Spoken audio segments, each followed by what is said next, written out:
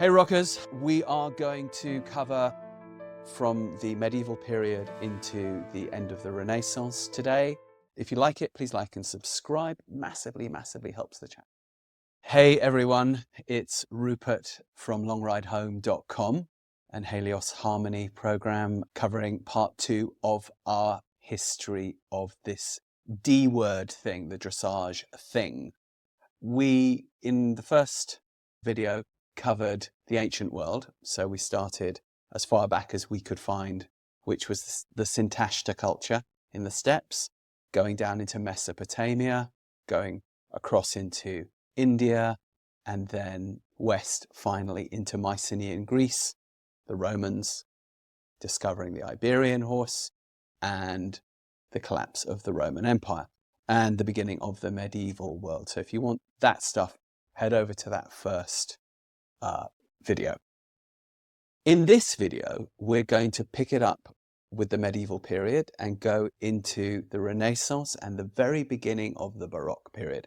And this is where it all gets quite exciting, because this is where most of us think of dressage beginning, even though it doesn't begin there, even though it's actually a sort of Eastern European, Asian, Middle Eastern-y thing that then comes back into Europe, into Greece and so on. Nonetheless, we who practice this out of Western culture tend to think of it as something that begins a bit later with the Renaissance. And there's reasons why we think that, because that's when a lot of these books get published. And by the way, if this episode starts to feel like a lot of my episodes, like I'm basically doing an advertisement for the Xenophon Press, it's because we sort of are. I mean, they are the Xenophon Press we owe a lot to, because this small independent publishing company based out of, I think it's Frankfort, Virginia, is publishing all of this old dead dude stuff that we all kind of need to learn from in English, and helping us all out. And by the way, doing it very affordably. So I do want to give a shout out to the Xenophon Press, equally Trafalgar Square and Cosmos in Germany, because Trafalgar Square in the USA. All of these types of equestrian publishing houses, we wouldn't be able to do it and learn without you all. So thank you so much. All right, so I'm going to jump in the medieval period. And the medieval period, of course, is murky. There's a reason why they call it the Dark Ages. And although there has been, of course, at this point, a collapse of the Western Roman Empire, these Goths and these Vandals and these Lombards and these Burgundians and Alans and all of these other barbarian tribes, the Franks, have carved out their own kingdoms inside the Western Empire. They're all doing it on the back of a horse. And this happens right at the opening sort of decades of the 5th century AD. So roughly 1500 years ago. All these guys pouring in from the steppes had a very evolved horse culture, which of course met the Mediterranean, Greek, Roman, Ibero-Celtic, North African cultures, and they all, of course, created a mélange of highly effective combat on horseback. And this era of the Middle Ages into the early modern period, so basically from about the 5th century AD right through till, gosh, the end of the 18th century really, is where cavalry mostly dominates warfare. And so therefore it dominates life. It's also where you get the conquest of the New World. Horsemanship goes there as well, and empire all over the world. So the horse is the mechanism for the 3 C's, commerce, Christianity, and civilization. Not always so nice for the people on the receiving end of it, for sure. A lot of people just call it colonialism. But of course, we've got to remember that this is all happening within Europe, and constantly, effectively, more and more large-scale tribal wars, admittedly with people in fancy hats and things like that, but dominating the European landscape and the world landscape is this horse that can collect its energy and work in 3 dimensions: stop, start, spin, ultimate piece of military kit. So there's no wonder that what we think of as dressage really takes off from the medieval period into the Renaissance and beyond. Okay, so the difficulty, of course, with the the medieval period is not a lot of writing goes on in the western part of Europe, except for sort of religious texts and endless copyings of Gospels and Bibles in monasteries and things like that. Of course, there's a lot of exceptions, but we don't really find much coming out about horse training. Now, why is this? Is it because it was just an oral tradition? Everybody kind of knew it? Quite likely, because everyone was certainly doing it. It's easy to forget with our European Western focus that the most literate cultures of that time were, of course, Islamic. So you're talking Spain, which through the whole Middle Ages, basically Muslim and Arabic, and gradually got reconquered by the Christian powers, but it took them about 500 years to do it, until the end of the 15th century. So the main texts that are being written are not being written in Western languages. And I'm going to do a shout out to my friend Philip Wirtz, who was a professor at the School of Oriental and African Studies in London. And we're going to do a video with him about these texts, because they're the sort of forgotten, lost ones of the Middle Ages. He knows about them. I'm not the expert here, so we're going to do a video with him, and that's going to cover more of the Middle Ages. But suffice to say here that there is one text that does survive in a fairly good form in the early 15th century, and this is written by a Portuguese king called Edward Duarte. And he talks about the tradition there, the Iberian tradition, owing a lot to the Islamics, to the Arabs, the Moors as he would call them, because of course Portugal had recently been reconquered from them. He also lays down the rules of bullfighting and how you ride in that dressage way, which is now called reoneo. He also talks about how you ride in the more balletic way. He talks about not using a lot of force. And he makes a distinction between riding in what's called alla ginetta, meaning with a short stirrup, for close combat and needing to do a lot of stuff with your upper body and collected work, and riding alla brida, which means with a long stirrup, your leg pushed out way in front because you're going to use a heavy lance. You want your back against the high cantle of your saddle so that when the impact comes, you don't go out over your horse's rump. And he talks about the different needs and trainings for these types of horses.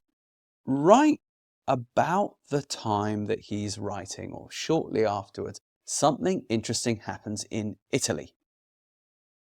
The House of Aragon in Spain has a claim on the Kingdom of Naples and takes it over. Why would they do that?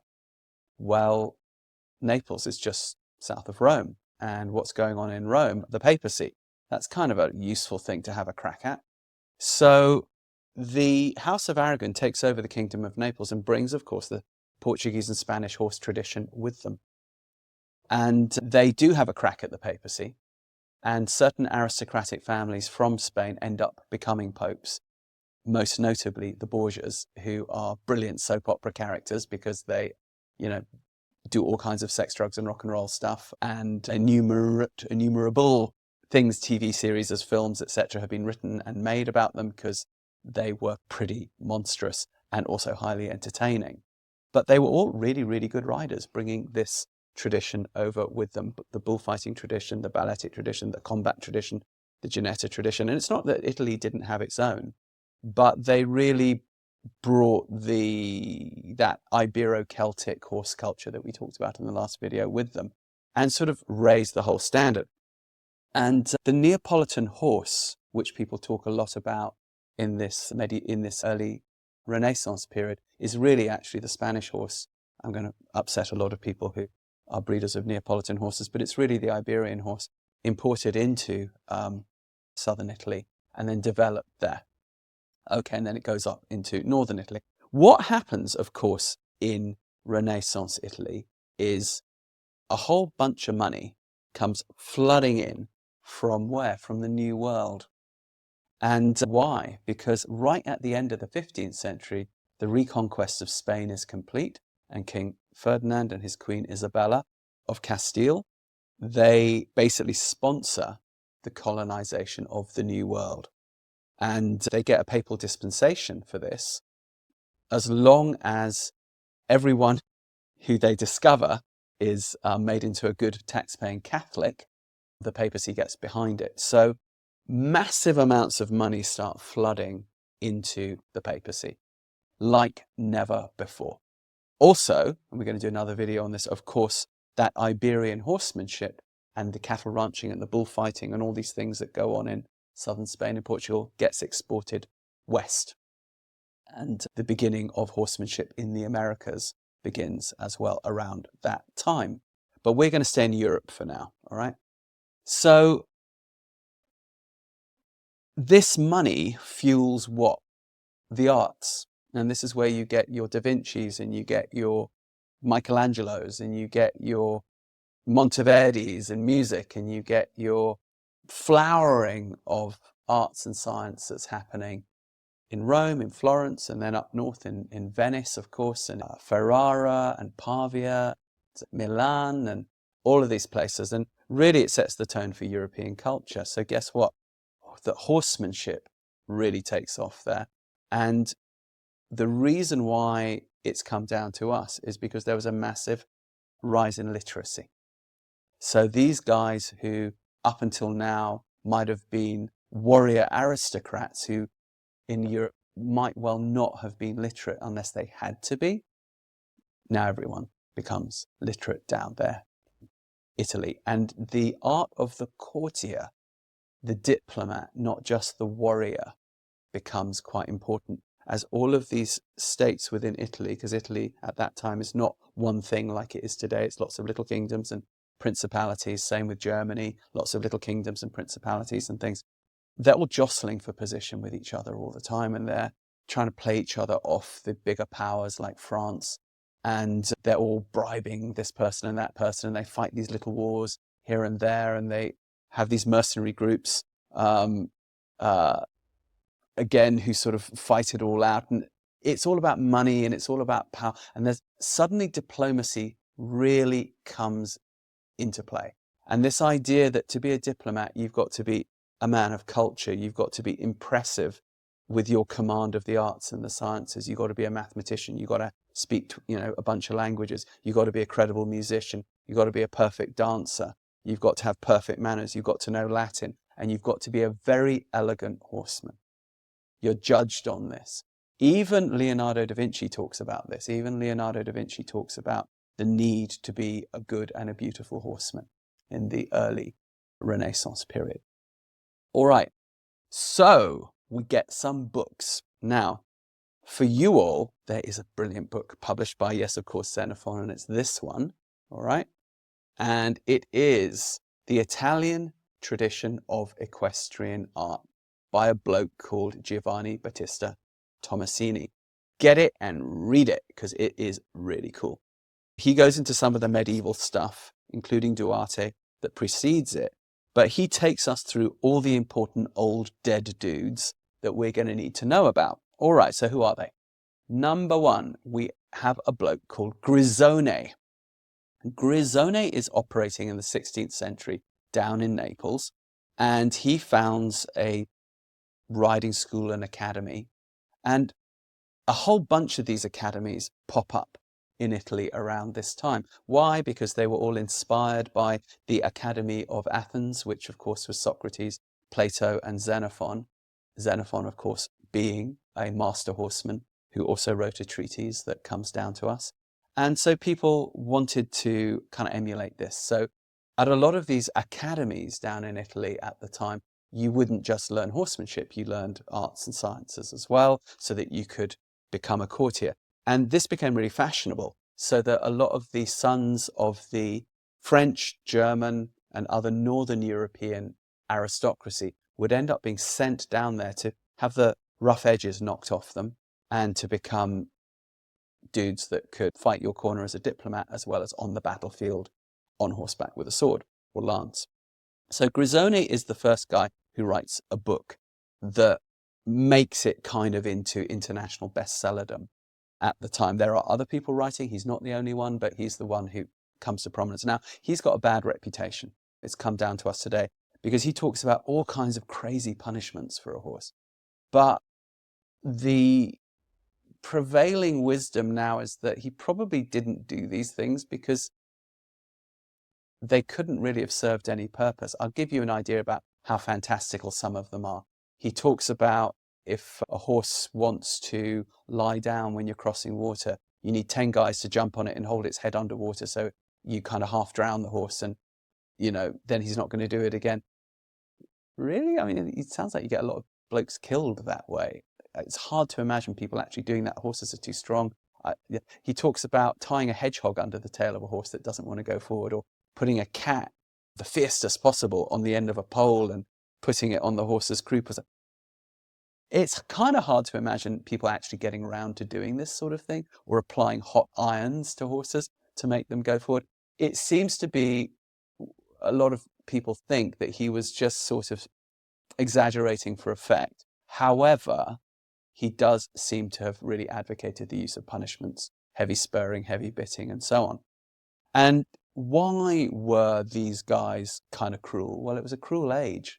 I mean, you're talking the Spanish Inquisition, you're talking regular witch burnings, you're talking, when you lay siege to a town and you get into that town, you kind of kill everyone inside to make an example to the people in the next town not to resist you when you come outside their walls. So cruelty was really accepted, but may not have been as cruel as he's made out to be. We don't know. But his stuff is worth reading. Why?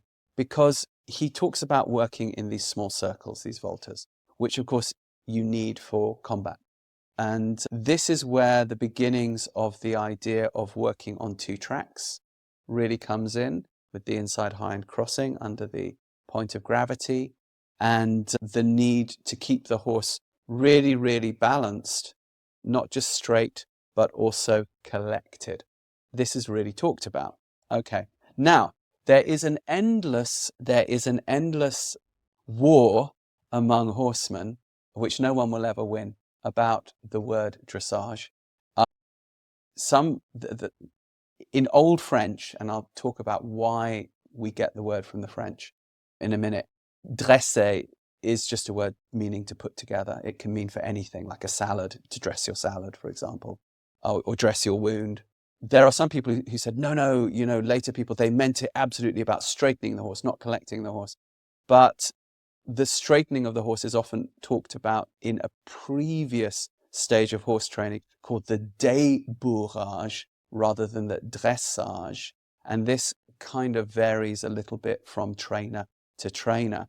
So it's a bit hard to come down with an absolute hard and fast thing about it, because also you're dealing with, French from hundreds of years ago, not from today. But basically, we can take it to mean to put together.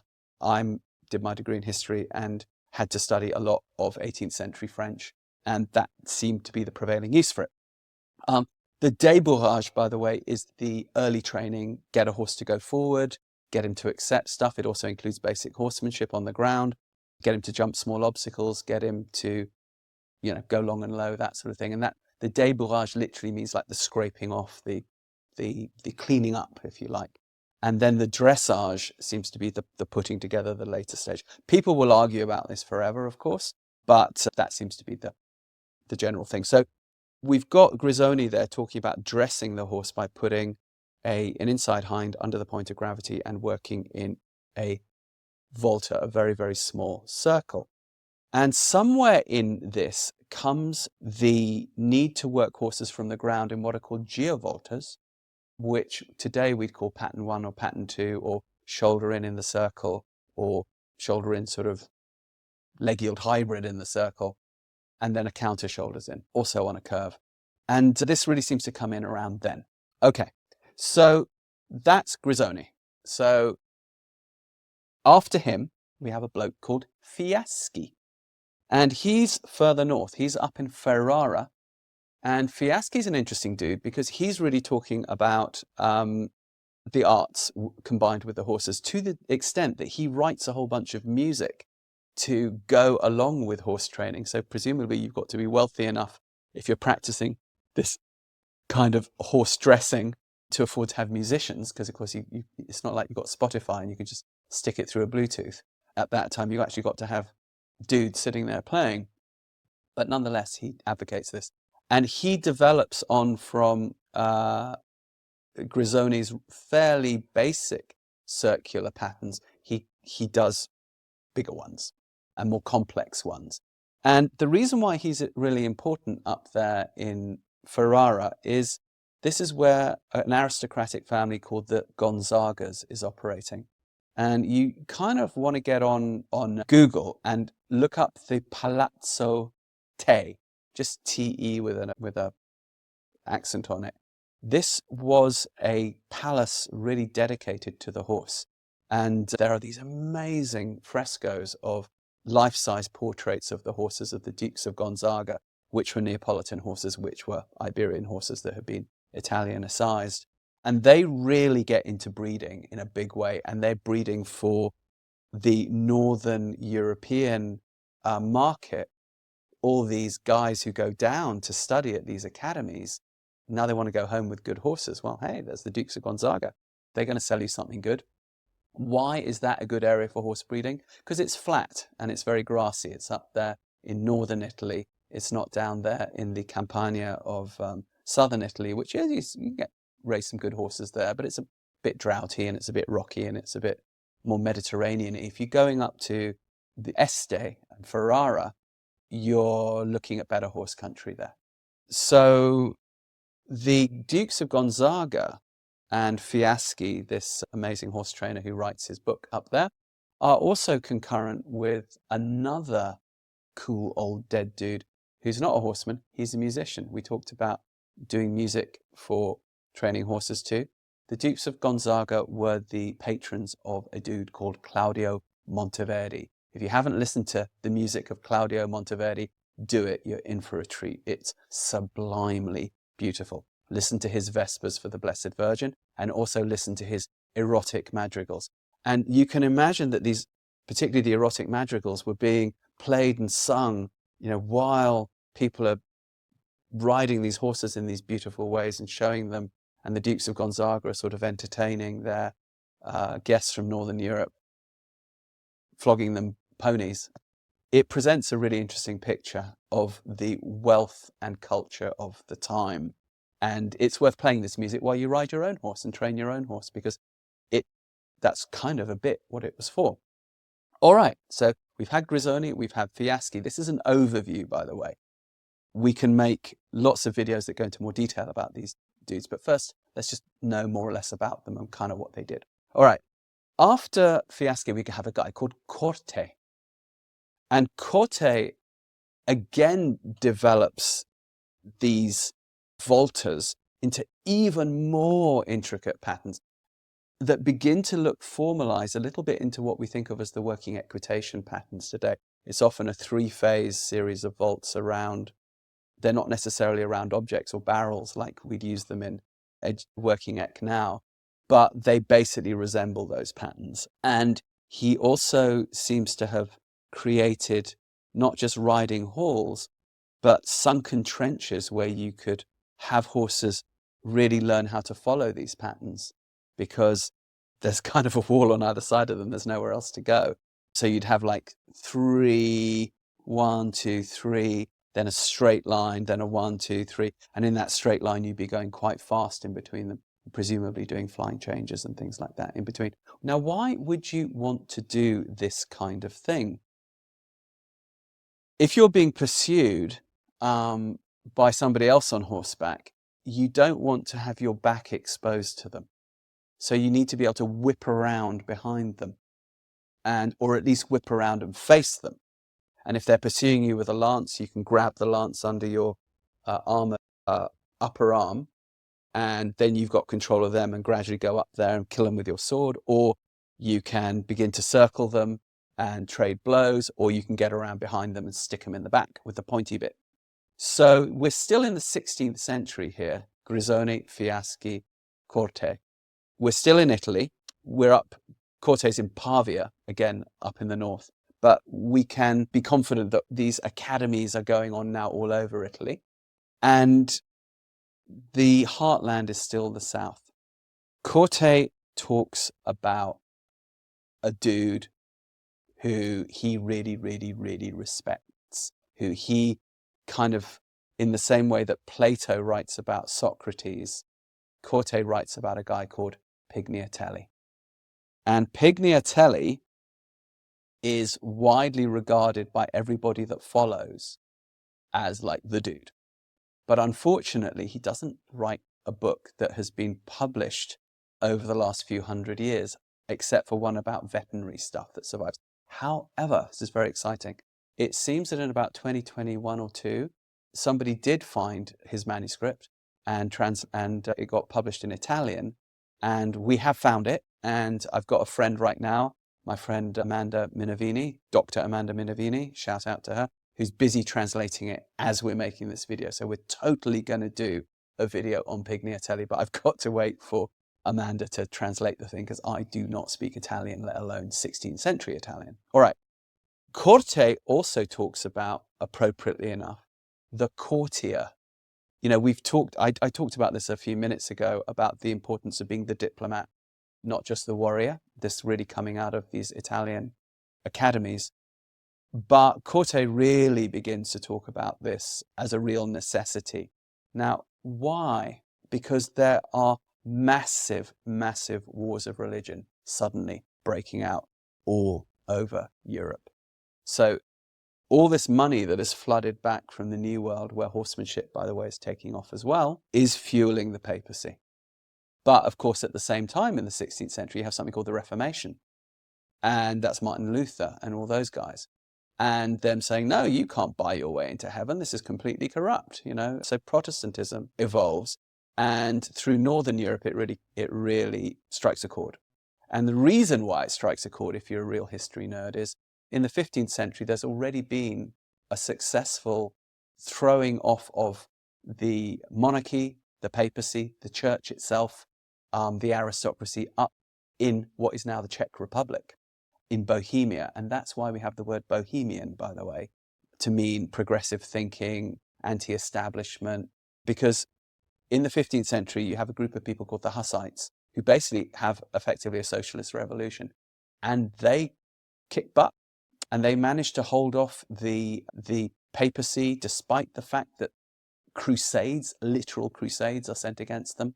They have this amazing war leader called Jan Žižka who manages to organize the farmers and peasants of the Bohemian countryside to basically fight off the aristocracy who come for them in a big way, saying we can't possibly have peasants' revolts that are successful. And the reason, of course, why that peasants' revolt happened was out of the Black Death of the 14th century, where there'd been a massive die-off of about a third of Europe, and suddenly labour went from being something that existed everywhere, so you could have effective slaves, serfs, to there being actually not enough people to work the land, so now you had to pay them. And so out of this, you got these traditions of socialism and trying to throw off authoritarian rule that have come down to us today.